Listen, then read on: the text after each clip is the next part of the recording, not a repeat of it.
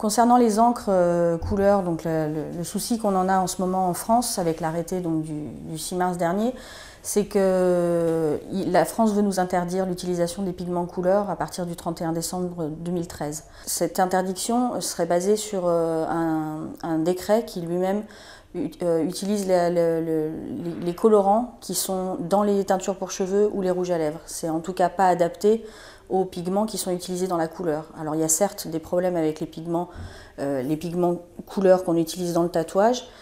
Maintenant, il n'y a pas suffisamment de problèmes au vu du nombre de tatouages qui sont effectués chaque année pour estimer que c'est un danger pour la société. Il y a très peu de cas d'allergie, c'est quasi nul en fonction du nombre de tatouages qui sont effectués tous les ans. Et il y a très peu de cas d'infection dus en tout cas aux pigments ou à la façon de tatouer des tatoueurs. C'est généralement plus un problème d'hygiène du client après ou un manque de soins.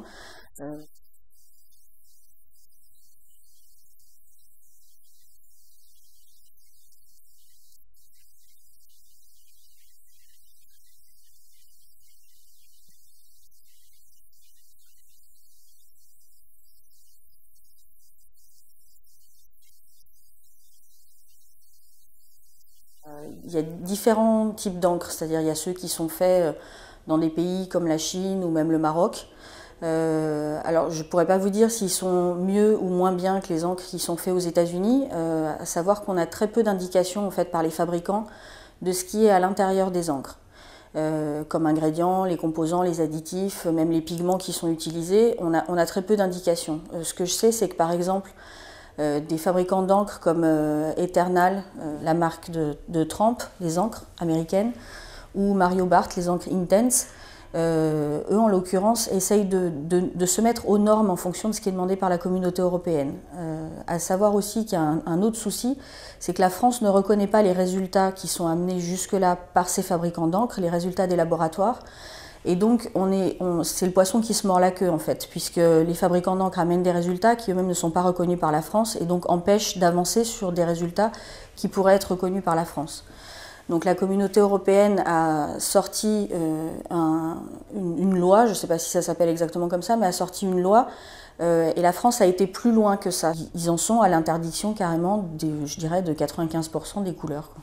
Yeah.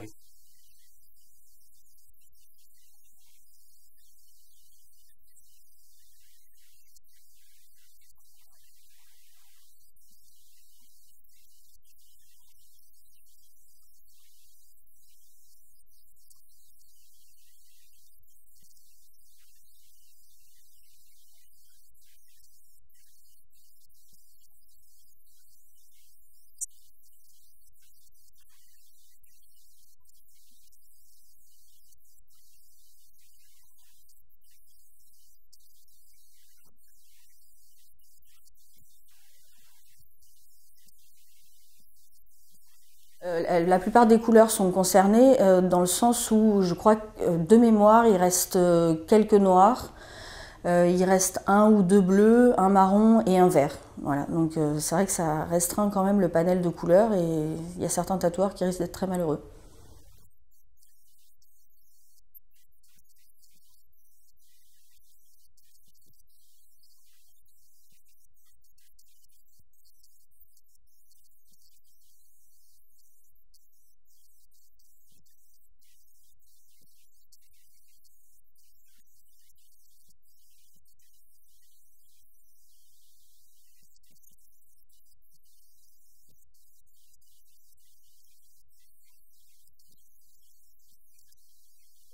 What's happening in France now with the colors and the regulations and stuff is kind of, it seems like it's happening all over Europe. It's not just here. The first time I'd heard it was in Germany through a friend there. And it's a bummer to see this happening. And I know it's only a matter of time before it happens in the States. It's basically what's happened is the business has gotten huge, and this is the bad part because now the government and individuals are A, trying to make money off of us, and B, trying to regulate it, because the fact is the more people that get tattooed, the more chances there are of there being a problem. It could be 1 out of 1,000,000 people, it could be 1 out of 100 people. It's going to happen. I think that most we can hope for is that the government is willing to listen, and these lawmakers are willing to listen to what we have to say. And as long as there are individuals in our trade that are willing to take the time to educate themselves and at the same time educate individuals that are trying to pass these laws, because I think we all know that individuals passing these laws 9 times out of 10 have no idea what laws they're passing and why they're passing them. They've been handed a bill, they've been handed something, and now they have to make it happen. And most of the time these people are just as uneducated as the individuals that are tattooing on a daily basis. If you ask 9 out of 10 tattooers what makes up their pigment that they put in the skin every single day, most individuals will not be able to tell you. And I think more tattooers need to be aware of that. And I think that something like this, as shitty as it is and as scary as it is for the future, might be something that we need a little bit of. And with any luck, it's not the kind of thing that sweeps over us and destroys us, but maybe it will kind of educate us and force us to educate ourselves.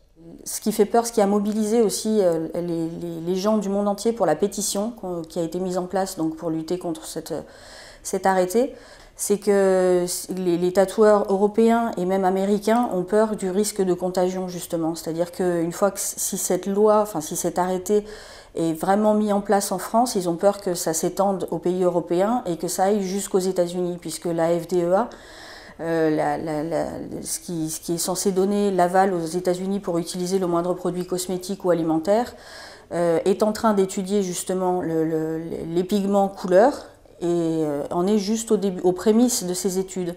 Donc ils ont peur qu'en fait ils n'aillent pas au-delà et que tout simplement ils fassent comme la France, ils interdisent les pigments couleurs par principe de précaution et uniquement par principe de précaution.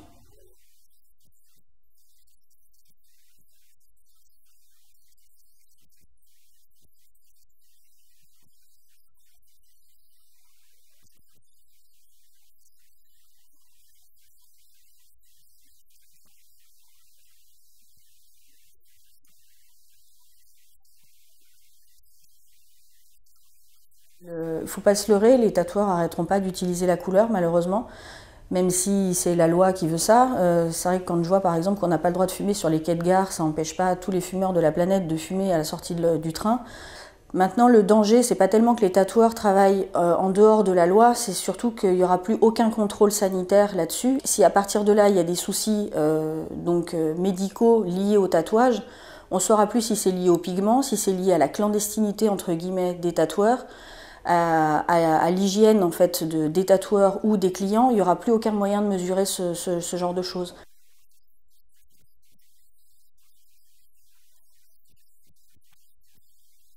La communauté tatouage, je dirais que ce soit nationalement à essayer de se regrouper de façon à mettre en place derrière le SNAT, le syndicat national des artistes tatoueurs, une pétition.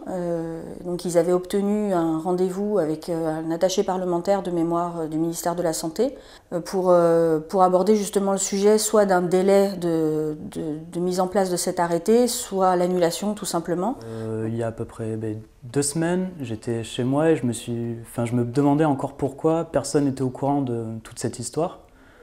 Donc j'ai eu l'idée d'aller interviewer mon tatoueur, une petite vidéo de 20 minutes où il nous expliquait pourquoi il y allait avoir une interdiction et tout le tralala.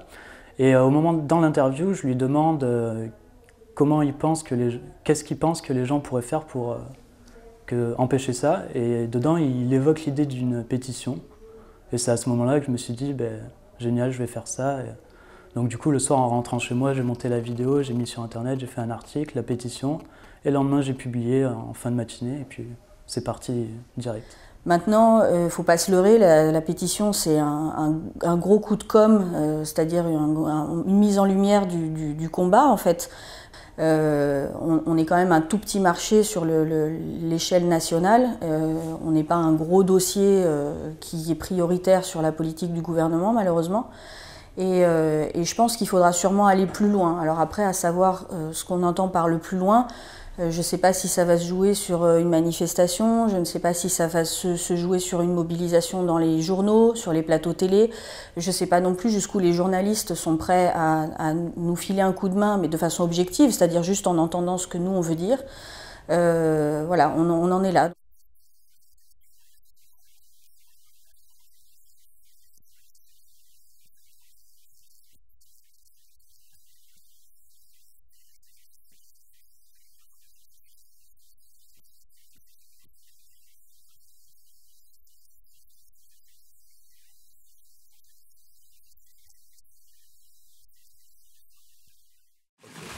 Nous sommes à Schotzeg, petit village du Cantal, où nous avons organisé un festival international du tatouage qui a ramené plus de 10 000 personnes. Une analyse financière a démontré que le chiffre d'affaires généré pendant la période du festival a ramené 630 000 euros. Un arrêté aujourd'hui pris à la va-vite met la profession en danger, mais aussi bien sûr le festival. Ce festival a des retombées économiques importantes pour le village, mais aussi pour la région. Et c'est vrai qu'on s'inquiète vraiment. Avec ces nouvelles dispositions au niveau des encres, là, en tant que commerçant, on risque d'être pénalisé et puis tout perdre avec ce festival qui a ramené beaucoup de monde et qui a fait parler du département et du pays, quoi.